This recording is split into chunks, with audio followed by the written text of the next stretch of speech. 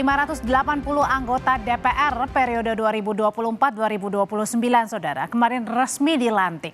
Sejumlah wakil rakyat ini berjanji akan menjalankan rancangan undang-undang yang belum rampung di periode sebelumnya.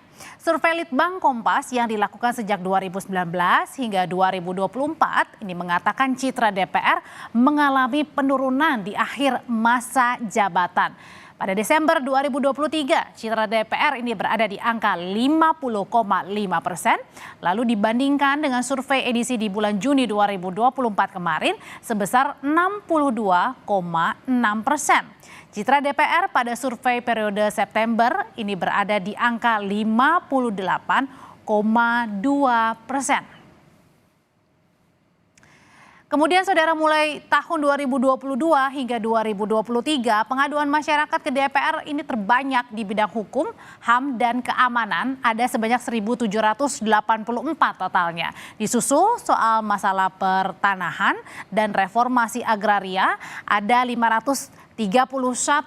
Kemudian di bidang perdagangan, perindustrian, investasi, dan BUMN, ada sebanyak 147. Berikutnya di bidang kehutanan dan lingkungan hidup ada sebanyak 97 dan perburuhan tenaga kerja 94.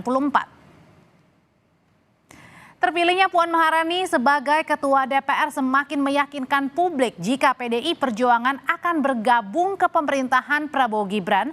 Usai terpilih, Puan berpesan pada masyarakat tetap kritis dan memberikan kritik yang membangun. Puan Maharani kembali terpilih menjadi Ketua DPR RI setelah melalui rapat perwakilan partai politik. Sesuai UU MD 3, Ketua DPR merupakan jatah yang didapat oleh parpol pemenang pemilu. PDIP menunjuk Puan Maharani untuk kembali jadi Ketua DPR.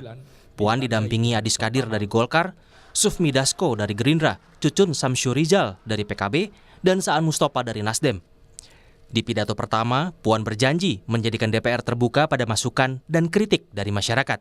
Atas nama seluruh anggota DPR RI, kami juga mengundang partisipasi dari seluruh komponen masyarakat, media massa, pers, kaum intelektual, akademisi, mahasiswa, LSM, ormas, dan lain sebagainya untuk ikut memberikan masukan, pandangan, dan kritik terhadap berbagai kebijakan negara yang akan diambil.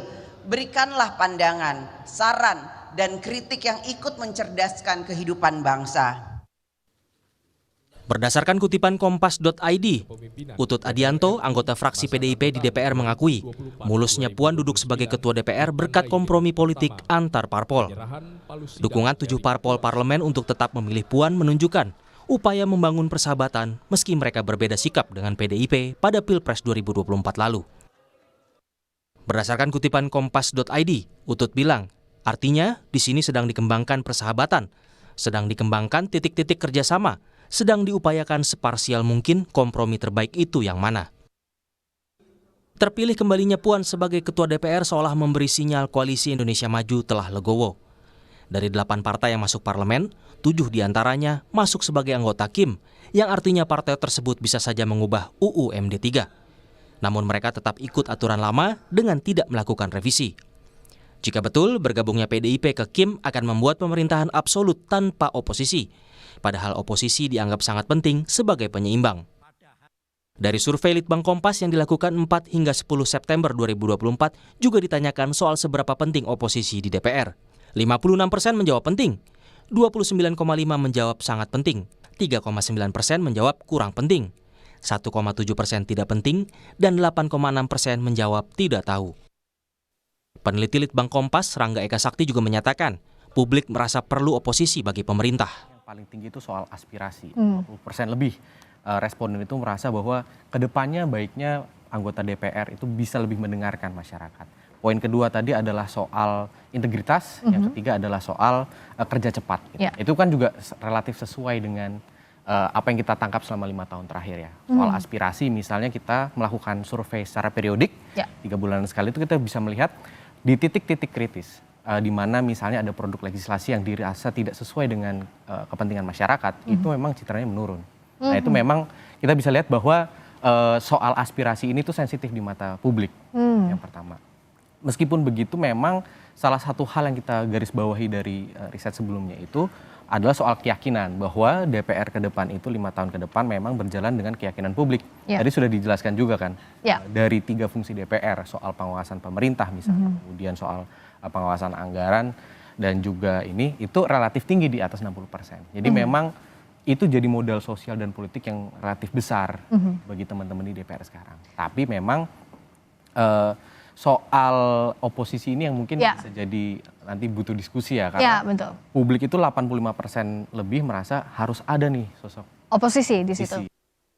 Sementara itu, menurut politisi P3 Ahmad Baidowi, masyarakat berhak menyampaikan aspirasinya.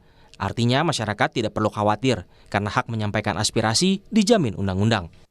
Dalam Undang-Undang P3, ini bukan Partai Persatuan Pembangunan ya. Undang-undang tentang pembentukan peraturan perundang-undangan, itu Undang-Undang 12, terus direvisi berkali-kali. Ada salah satu pasal menyebutkan bahwa masyarakat berhak menyampaikan aspirasinya dalam setiap tahapan pembahasan.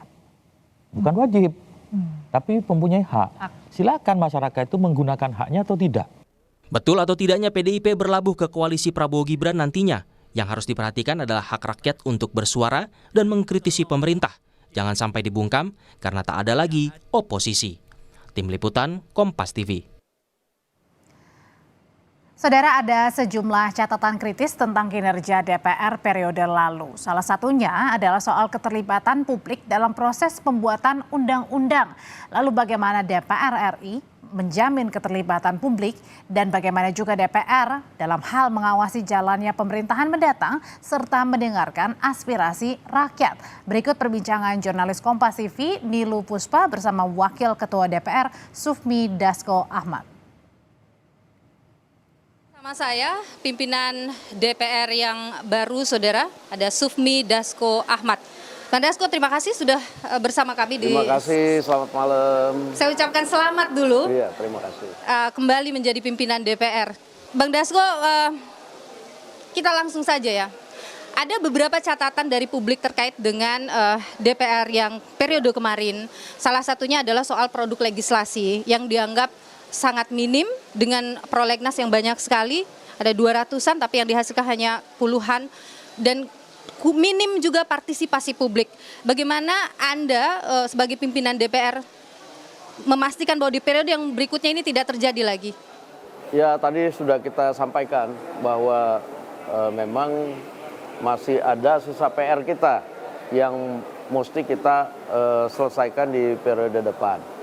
Ya, antara lain memang kita mungkin akan ada beberapa terobosan.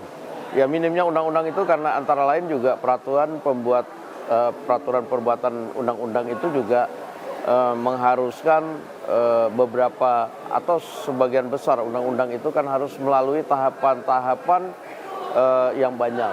Nah, antara lain tadi sudah disinggung adalah soal partisipasi masyarakat. Nah, kami akan coba lakukan terobosan baru dalam hal kemudian untuk menggali partisipasi masyarakat dalam pembuatan undang-undang. Apa itu terobosan? Nah, nanti ya selama ini kan jadi gini, kita juga akan membuat AKD baru, namanya Badan Penyerap Aspirasi Masyarakat.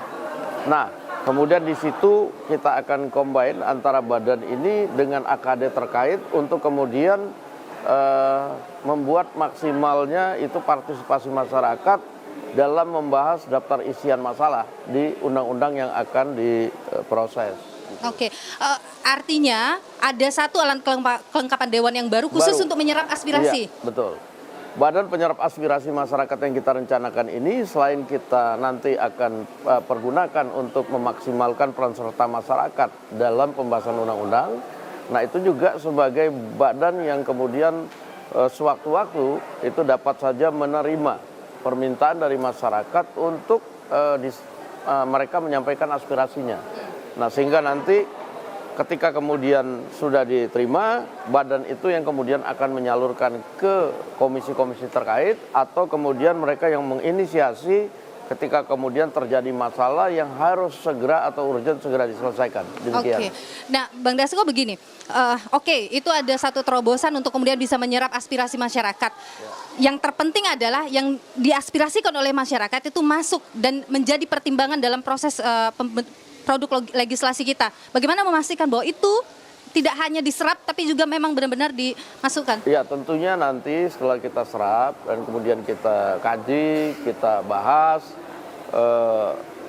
ya itu kan masyarakat juga nanti atau lembaga-lembaga swadaya masyarakat yang mewakili masyarakat itu kan dapat berperan aktif dalam pembahasan DIM itu, sehingga kemudian akan menjadi kesimpulan atau catatan bahwa hal-hal yang penting yang sudah dibahas, dan saya pikir itu pembahasan satu undang-undang yang meningkatkan peran serta masyarakat itu kan nggak cukup sekali.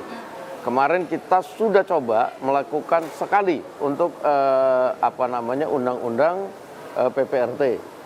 Nah, di akhir masa jabatan yang lama, dan ini kita akan lakukan beberapa kali sampai kemudian ada beberapa daftar isian masalah yang menurut para penggiat undang-undang PPRT itu sangat penting yang harus dimasukkan ke dalam undang-undang. Demikian. Oke, PPRT berarti akan bisa disahkan dari periode yang mendatang ini? Ya, insya Allah di periode mendatang kita akan bahas karena memang sudah lama, tetapi juga kemudian ketika kita lakukan sebuah acara FGD dengan para penggiat itu, nah di situ juga kita ternyata juga mendapat masukan bahwa di dalam undang-undang itu juga harus ada yang kemudian diperbaiki sesuai dengan update keadaan sekarang. Oke, Demikian. bagaimana dengan undang-undang perampasan aset? Ini udah lama sekali dan ditunggu oleh publik, belum selesai. Apa sih di situ kendalanya? Ya, karena pada waktu itu kan memang ada tarik ulur dalam pembahasan. Nah, di periode baru ini kita akan masukkan dalam prolegnas untuk kemudian kita akan sampaikan kepada fraksi-fraksi, dan tentunya kita akan minta mereka mencermati rancangan dari undang-undang tersebut, termasuk naskah akademisnya. Demikian. Apakah bisa disahkan di periode mendatang? Karena ini diharapkan ini paling penting untuk segera disahkan. Ini bisa menekan angka korupsi juga. Ya, nanti kita juga akan sinkronkan dengan program pemberantasan korupsi di pemerintahan yang baru. Saya dengar mereka punya blueprint pemberantasan korupsi yang mungkin bisa dapat dipadukan dengan rencana dari undang-undang tersebut. Tapi bisa tidak disahkan di periode mendatang? Ini udah lama banget loh, Bang Dasko. Ya, kalau kita dengan niat baik harusnya ya bisa. Harusnya bisa. Iya. Apalagi sekarang semua ada di pemerintahan, mungkin lebih bisa satu suara mungkin ya, Bang Dasko. Iya, mudah-mudahan. Mudah-mudahan. Bang Dasko. Hampir semua. Hampir semua. Oh, ini belum deal ini satu. Maksudnya? Iya. Ini hampir semua. Komunikasi dengan PDIP bagaimana? Belum masuk untuk bisa bergabung dengan pemerintahan? Ya, kalau komunikasi terus dilakukan. Kebetulan ada tim yang sudah ditunjuk untuk melakukan komunikasi. Ada beberapa personil juga dari gugus tugas sinkronisasi yang kemudian ditugaskan untuk itu, dan hasilnya ya nanti kita lihat sama-sama lagi. Oke, sudah ada jadwal pertemuan Bu Mega dan Pak Prabowo jadinya? Sebenarnya kalau jadwal itu kan nggak susah dibikin. Nah, gitu kan. Tapi yang kan, susah? Ya nggak, kan itu kan harus dimulai dengan kesepakatan, titik temu dan lain-lain. Belum ketemu soal-soal titik lainnya. temunya. Sedang dalam proses. Bang Dasko, ada kekhawatiran publik begini, ketika semua partai politik berada di pemerintahan, kalau misalnya nanti PDIP ternyata bergabung dengan pemerintah Pak Prabowo Gibran, fungsi DPR dalam check and balances, dalam pengawasan itu sepertinya akan berat. Bagaimana ini nanti fungsi pengawasan DPR kepada pemerintah?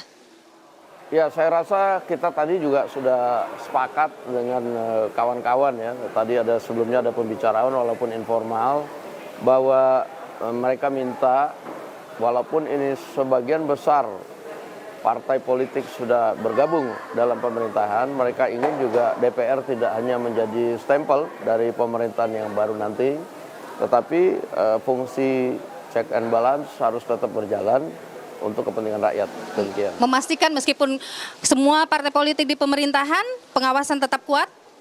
Saya pikir kan pengawasan dan kemudian koreksi-koreksi itu bisa dilakukan dengan berbagai cara. Kan begitu. Apa misalnya? Ya, itu ada kemudian nanti, ya tadi baru informal ya, kita belum bicara formal bahwa misalnya di komisi-komisi itu kemudian akan memberikan rekomendasi-rekomendasi misalnya dalam hal pengawasan, begitu. Bang Dasko, saya pindah ke isu selanjutnya. Ada isu kementerian akan bertambah, sudah disahkan undang-undangnya di DPR. 44 yang Bang Dasko ya?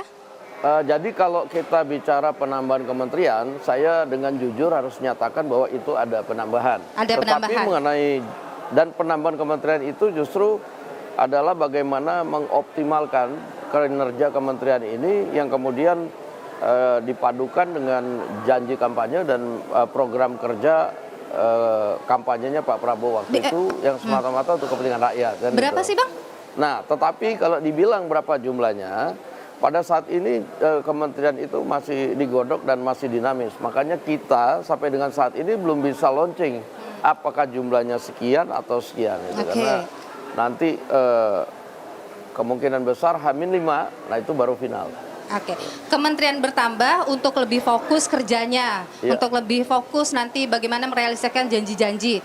Supaya DPR-nya juga lebih fokus mengawasi kementerian-kementerian ini, komisi akan bertambah nggak? Ya tentunya nanti komisi itu DPR sebagai mitra pemerintah kan nanti akan mengikuti jumlah mitranya untuk menjalankan tugas atau fungsi pengawasan. Nah, tadi kita juga sudah ngobrol sama-sama pimpinan DPR bahwa jumlah komisi itu juga akan kita sesuaikan ketika pemerintah yang baru itu sudah meluncing berapa jumlah kementerian. Oke, jadi kalau kementeriannya benar bertambah di atas 40, maka komisi akan bertambah. Komisi DPR akan bertambah. Betul. Baik, terima kasih. Tapi kan anggota DPR-nya nggak bertambah. Nah, jadi sehingga kemudian nanti di komisi itu justru akan dibagi secara proporsional dengan jumlah anggota DPR. Oke, beban kerjanya kira-kira? Iya, beban kerjanya kalau menurut saya ya masih sama karena kan itu masing-masing anggota komisi kan berkurang tuh jadinya komisi, jumlahnya. Ya, tetapi kan dia dibagi tugasnya kan itu. Jadi bisa lebih fokus kira-kira ya? Saya rasa harusnya begitu. Baik, terima kasih Ya. Bung Sufmi Dasko Ahmad, Wakil Ketua DPR RI yang dari fraksi Gerindra sudah berbagi pandangan di Sapa Indonesia Malam. Terima kasih Bang Dasko. Terima kasih.